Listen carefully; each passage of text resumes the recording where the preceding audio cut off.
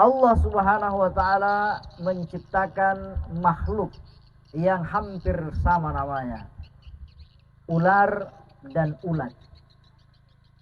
Kedua makhluk ini dalam perjalanan hidupnya, untuk mencapai kesempurnaan perjalanan hidupnya, maka ulat dan ular ini dia melakukan puasa. Bagaimana puasanya ular? Ular dia tidak bisa bertumbuh, badannya tidak bisa menjadi lebih panjang kalau dia tidak berpuasa. Maka dia dalam tempo tertentu dia tidak makan dan tidak minum. Dia menahan dirinya bahkan untuk bergerak. Ular ini dengan berpuasa maka dia bertambah, perkembangan tubuhnya menjadi lebih besar dan bertambah menjadi lebih panjang. Begitu juga dengan ulat. Ulat juga dia harus berpuasa untuk memproses dirinya dari ulat menjadi kepompong. Dia harus menahan beberapa saat, beberapa hari untuk tidak makan.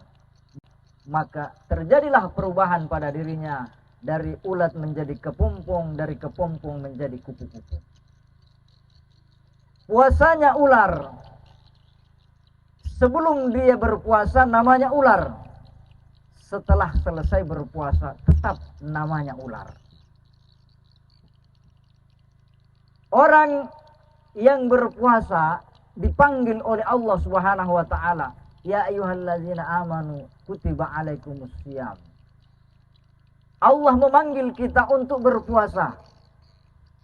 Dari derajat mukmin menjadi muttaqin, la'allakum tattaqun. Berubah namanya dari beriman menjadi orang yang bertakwa. Ular dia berpuasa tidak berubah namanya, tetap namanya ular. Makanannya setelah dia berpuasa, sebelumnya dia makan binatang yang ada di sekitarnya. Setelah berpuasa makanannya tetap sama. Berbeda halnya dengan kupu-kupu. Yang awalnya namanya ulat, berubah namanya menjadi kepompong, berubah pula namanya menjadi kupu-kupu. Yang awalnya makanannya hanya daun-daun, berubah setelah dia berpuasa beberapa lama, dia berubah badannya, bentuknya menjadi kupu-kupu. Yang awalnya memakan daun, setelah berubah bentuknya dia memakan saripati bunga, madu-madu yang ada dalam bunga-bunga. Dia berubah lingkup pergaulannya, dia menjadi penyerbu. Dia membawa pertumbuhan, perkembangan dalam lingkungan kita. Terjadilah penyerbukan. Akhirnya tanaman berkembang menjadi hijau, membawa kesejukan. Apa maknanya? Kita sebagai orang yang diajak oleh Allah berpuasa selama Ramadan ini, pertanyaannya, apakah puasa kita puasanya ular? Yang sebelumnya kita senang melakukan hal-hal yang tidak diridhoi oleh Allah. Sebelumnya senang judi, sebelumnya senang minuman keras. Setelah puasa, merdeka mi tahu. Selesai mi puasa, boleh lagi main judi, boleh lagi minum balok, boleh lagi berbuat hal-hal yang tidak diridhoi Allah. Maka namanya ular, setelah puasa tetap namanya ular. Tentu kita tidak mau seperti itu. Kita ingin berubah. Puasa yang kita jalani sebulan penuh, mudah-mudahan puasa ini membuat perubahan dalam diri kita, lingkungan kita. Yang di sepanjang Ramadan rajin sholat berjamaah, insya Allah akan istiqomah, tetap rajin sholat berjamaah. Yang sepanjang Ramadan rajin tadarrus, rajin berzikir, rajin membagi makanan buka puasa. Selesai Ramadan mudah-mudahan bisa kita pertahankan. Al-kisah yang ingin saya sampaikan pada khutbah kali ini. Ada seorang raja yang punya hobi berburu. Ketika dia punya waktu luang, dia mengajak pengawal-pengawalnya, bahkan dia mengajak penasehat pribadinya untuk mendampinginya berburu. Pada suatu hari dia berburu, dia mendapat kijang yang banyak. Dia mendapat rusa. Dengan senang hati raja ini memotong-motong daging rusa tadi. Karena saking gembiranya tanpa sengaja terpotong salah satu jari tangannya. Maka dia merintih, mengeluh kesakitan. Sang penasehat berkata, wahai Tuan Raja, setiap kejadian pasti ada hikmahnya. Setiap sesuatu pasti ada hikmahnya. Raja ini bukan senang diberi nasihat oleh penasehatnya. Justru dia tersinggung dan marah.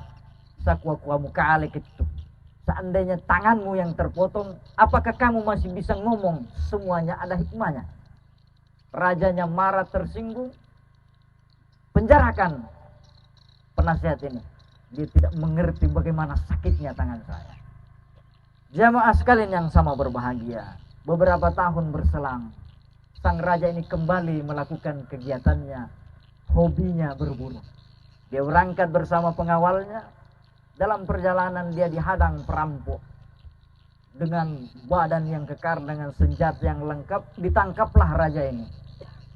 Akhirnya sang raja ini dijual di suatu perkampungan yang mana perkampungan ini menyembah dewanya dengan mempersembahkan manusia. Yang pertama diperiksa adalah Tuan Raja karena badannya besar, penampilannya menarik. Diperiksa mulai dari ujung rambutnya sampai ujung kakinya.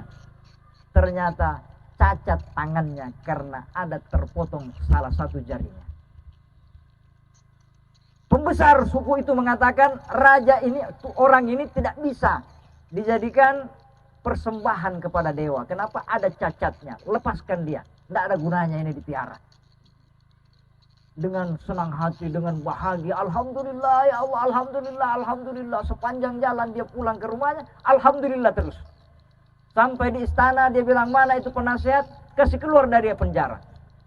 Apa yang dia sampaikan bahwa segala sesuatu ada hikmahnya, ternyata hari ini setelah bertahun-tahun baru kelihatan hikmahnya. Saya tidak jadi dipenggal, dipersembahkan kepada dewa suku kanibal ini karena ada cacat, dan itulah hikmahnya. Akhirnya penasihat ini dikeluarkan dari penjara. Setelah dia berada di hadapan raja, dia berkata, alhamdulillah saya di penjara. Itulah hikmahnya. Hikmahnya apa? Dia bilang, seandainya saya tidak di penjara, tentu saya bersama Tuan ikut berburu. Karena semuanya ditangkap, tentu saya ditangkap. Alhamdulillah. Yang kembali hanya raja dan saya. Kenapa? Saya di penjara. Jamaah sekalian yang sama berbahagia. Dalam kehidupan ini kita sering berburuk sangka kepada Allah. Ya Allah, kenapa nasib saya jelek? Ya Allah, kenapa si A beruntung? Ya Allah, kenapa saya sakit? Ya Allah, kenapa saya gagal? Sering kita protes, ngedumel, protes sama Allah. Padahal segala sesuatu pasti ada hikmahnya. Akhirnya sang raja berkata kepada penasehat ini, saya ini tidak kuat mengingat nasihat yang panjang-panjang. Berikan kepada saya nasihat yang pendek, yang paling dalam, yang membawa pengaruh dalam kehidupan saya. Akhirnya penasihat ini menuliskan di cincin raja. Apa yang dia tulis? Tulisannya, dan ini pun akan berlalu. Dan ini pun akan berlalu. Sang raja ini tidak mengerti apa maksudnya nasihat ini. Dan ini pun akan berlalu. Ketika dia senang, gembira, berpesta dengan kolega-koleganya, teman-temannya, dia asik berpesta, dia baca tulisan di cincinnya. Dan ini pun akan berlalu. Akhirnya dia senang, tidak berlebihan. Karena kesenangan sebagaimanapun akan berlalu. Ketika dia kehilangan anaknya, dia bersedih, kehilangan orang tuanya, dia bersedih, dia baca cincinnya, dan ini pun akan berlalu. Ada orang mati mak. Dia jalani hidupnya, dia pun masih bisa tersenyum.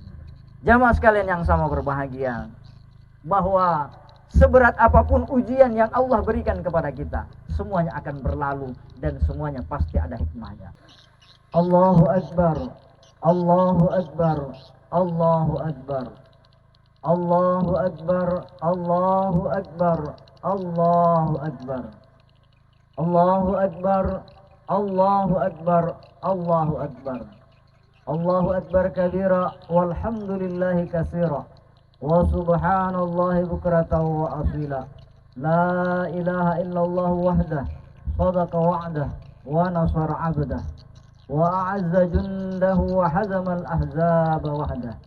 La ilaha illallah wa la na'budu illa iyyah, mukhlishina lahuddin, walau karihal musyrikun, walau karihal kafirun.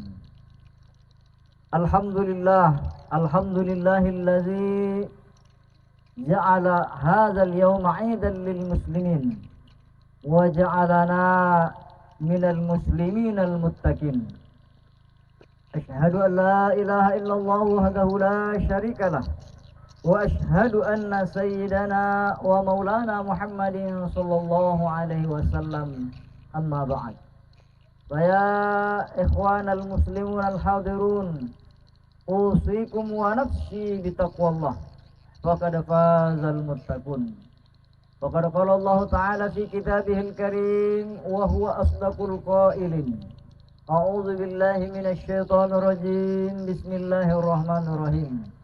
Qad aflaha man tazakka wa dzakara isma rabbih fa shalla ila akhiril ayah. Shadaqallahul azim wa ballagha rasuluhul karim wa nahnu ala dzalika minasy syahidin wasyakirin. Jamaah Idul Fitri rahimakumullah.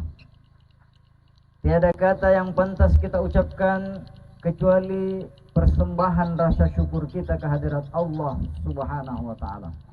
Allah yang memperkenankan kita untuk hadir merayakan Idul Fitri.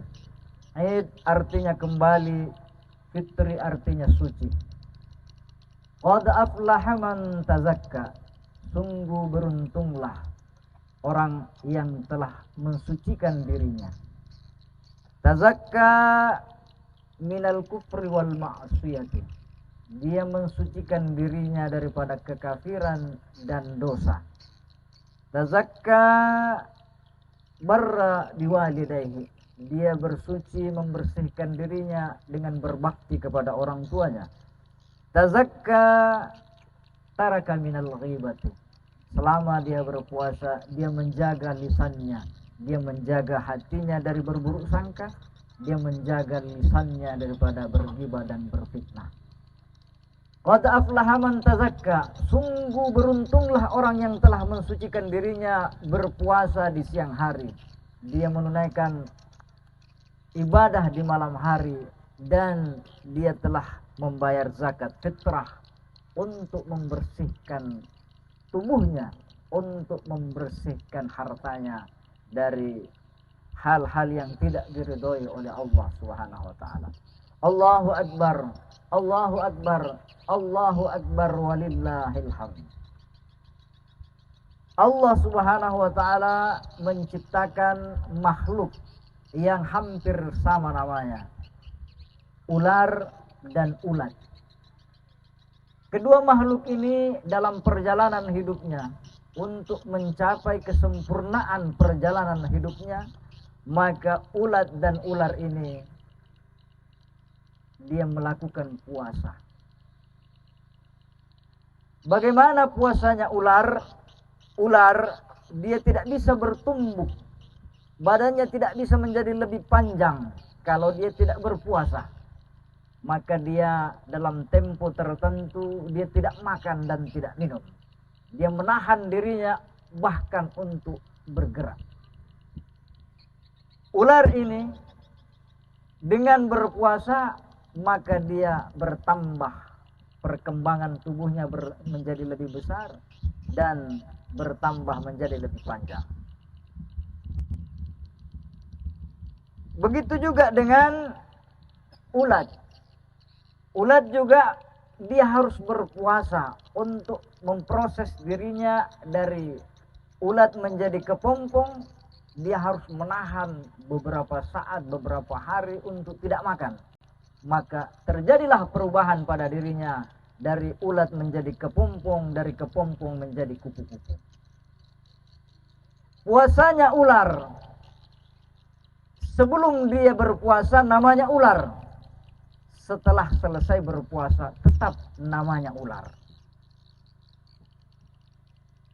Orang yang berpuasa dipanggil oleh Allah Subhanahu wa taala, ya ayyuhalladzina amanu kutiba alaikumusiyam. Allah memanggil kita untuk berpuasa. Dari derajat mukmin menjadi muttaqin, la'allakum tattaqun. Berubah namanya dari beriman menjadi orang yang bertakwa. Ular dia berpuasa tidak berubah namanya, tetap namanya ular. Makanannya setelah dia berpuasa, sebelumnya dia makan binatang yang ada di sekitarnya. Setelah berpuasa makanannya tetap sama. Berbeda halnya dengan kupu-kupu. Yang awalnya namanya ulat, berubah namanya menjadi kepompong, berubah pula namanya menjadi kupu-kupu. Yang awalnya makanannya hanya daun-daun, berubah setelah dia berpuasa beberapa lama, dia berubah badannya, bentuknya menjadi kupu-kupu. Yang awalnya memakan daun, setelah berubah bentuknya dia memakan saripati bunga, madu-madu yang ada dalam bunga-bunga. Dia berubah lingkup pergaulannya, dia menjadi penyerbu. Dia membawa pertumbuhan, perkembangan dalam lingkungan kita. Terjadilah penyerbukan. Akhirnya tanaman berkembang menjadi hijau, membawa kesejukan. Apa maknanya? Kita sebagai orang yang diajak oleh Allah berpuasa selama Ramadan ini, pertanyaannya, apakah puasa kita puasanya ular? Yang sebelumnya kita senang melakukan hal-hal yang tidak diridhoi oleh Allah. Sebelumnya senang judi, sebelumnya senang minuman keras. Setelah puasa, merdeka mi tahu. Selesai mi puasa, boleh lagi main judi, boleh lagi minum balok, boleh lagi berbuat hal-hal yang tidak diridhoi Allah. Maka namanya ular, setelah puasa tetap namanya ular. Tentu kita tidak mau seperti itu. Kita ingin berubah. Puasa yang kita jalani sebulan penuh, mudah-mudahan puasa ini membuat perubahan dalam diri kita, lingkungan kita. Yang di sepanjang Ramadan rajin salat berjamaah, insya Allah akan istiqomah. Tetap rajin salat berjamaah. Yang sepanjang Ramadan rajin tadarrus, rajin berzikir, rajin membagi makanan buka puasa. Selesai Ramadan mudah-mudahan bisa kita pertahankan. Maka kata pepatah, laisal aidu liman tajammala bil libasi wal markub. Yang namanya Idul Fitri itu bukan hanya pakaian yang bagus, kendaraan yang mewah. Innamal aidu liman ta'atuhu tazidu. Aid, hari raya yang sesungguhnya adalah hari raya apabila ibadah kita bertambah. Aid adalah artinya bagi orang-orang yang kembali suci seperti ketika dia dilahirkan dari kandungan ibunya. Kata Rasulullah sallallahu alaihi wasallam, "Idza shamu syahra ramadana wa kharaju ila 'idihim."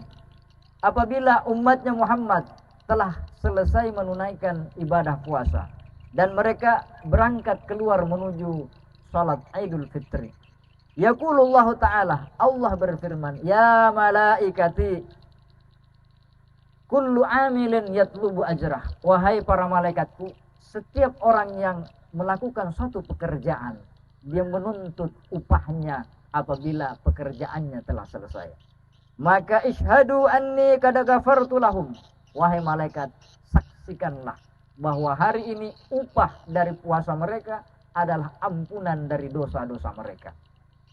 Fayunadi munadin, maka terdengarlah pengumuman yang menyampaikan, ya ummata Muhammadin, irji'u ila manazilikum qad buddidat sayyi'atukum hasanat. Kembalilah wahai umat Muhammad ke rumah-rumah kalian, dengan kejahatan, maksiat diganti oleh Allah menjadi nilai-nilai kebaikan. Maka Allah mengatakan, ya ibadi, wahai hamba-hambaku, sumtum li wa aftartum li.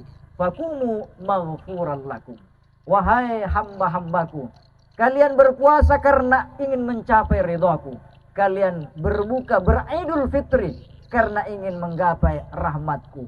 Fakumu maghfuran lakum. Maka bangkitlah dari tempat salat kalian, kembali ke rumah kalian masing-masing dengan menggapai ampunan dari Allah Subhanahu wa taala. Allahu akbar, Allahu akbar, walillahil hamd.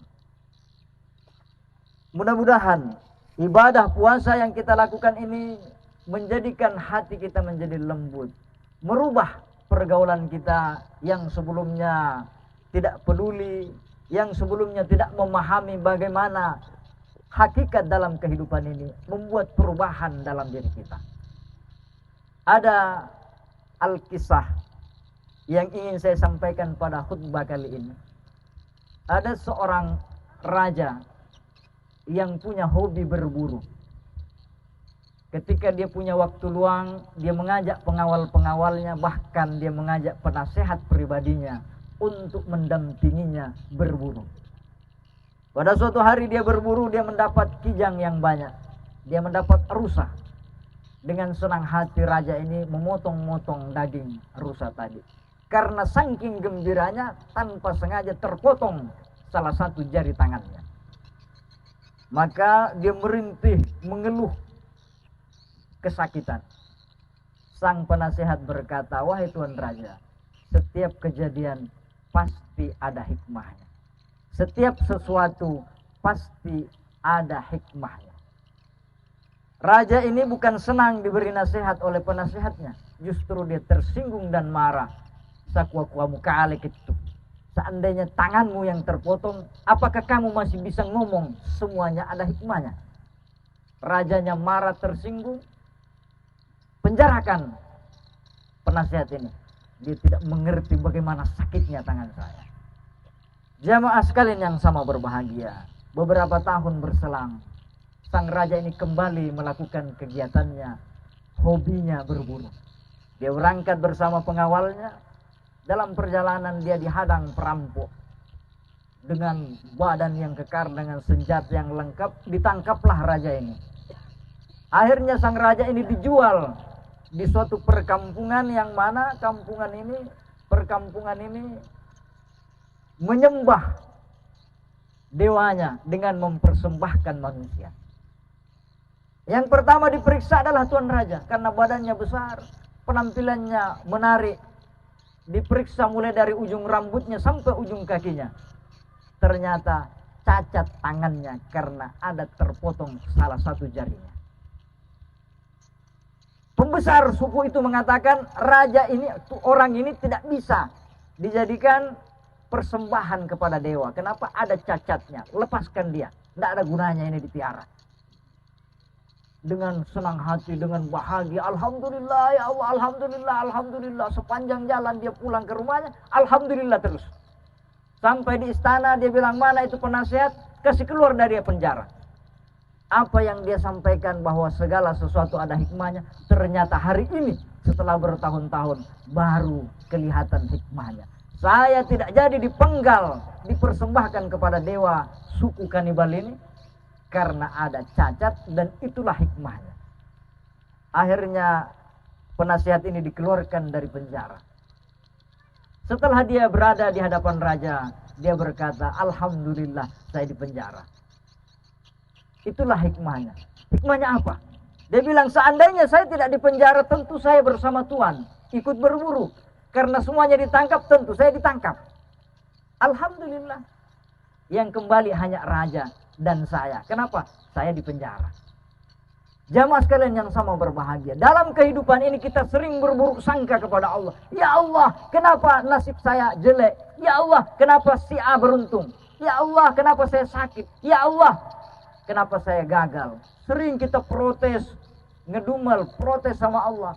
Padahal segala sesuatu pasti ada hikmahnya. Akhirnya sang raja berkata kepada penasehat ini, saya ini tidak kuat mengingat nasihat yang panjang-panjang. Berikan kepada saya nasihat yang pendek, yang paling dalam, yang membawa pengaruh dalam kehidupan saya. Akhirnya penasehat ini menuliskan di cincin raja, Apa yang dia tulis? Tulisannya, dan ini pun akan berlalu. Dan ini pun akan berlalu. Sang raja ini tidak mengerti apa maksudnya nasihat ini. Dan ini pun akan berlalu. Ketika dia senang, gembira, berpesta dengan kolega-koleganya, teman-temannya, dia asik berpesta, dia baca tulisan di cincinnya. Dan ini pun akan berlalu. Akhirnya dia senang, tidak berlebihan. Karena kesenangan sebagaimanapun akan berlalu. Ketika dia kehilangan anaknya, dia bersedih, kehilangan orang tuanya, dia bersedih, dia baca cincinnya, dan ini pun akan berlalu. Ada orang mati mak, dia jalani hidupnya, dia pun masih bisa tersenyum. Jamaah sekalian yang sama berbahagia, bahwa seberat apapun ujian yang Allah berikan kepada kita, semuanya akan berlalu dan semuanya pasti ada hikmahnya. Allahu Akbar, walillahil hamd. Oleh karena itu, dengan bekal puasa, janganlah kita menjadi manusia yang gampang berburuk sangka kepada Allah, apalagi kepada sesama. Tanamkan dalam diri kita nilai-nilai puasa. Apa nilai-nilai puasa itu? Nilai-nilai puasa diantaranya bagaimana kita bersabar. Innama yuwaffas sabiruna ajrahum bighairi hisab. Puasa, kata Allah, puasa itu yang menilai adalah Allah sendiri. Kenapa? Karena nilainya adalah kesabaran. Puasa adalah bagaimana kita menahan diri kita untuk tidak menggunjing orang, tidak berburuk sangka kepada orang, tidak memfitnah orang. Artinya apa? Kita perbaiki hubungan kita kepada Allah dan kita perbaiki hubungan kita kepada diri kita sendiri, terutama kepada orang tua kita, kepada keluarga kita. Allahu Akbar, walillahil hamd. Barakallahu li wa lakum fil Qur'anil azim wa nafa'ani wa iyyakum bima fihi minal ayati wa dzikril hakim. Aqulu qouli hadza wa astaghfiru innahu huwal ghafurur rahim.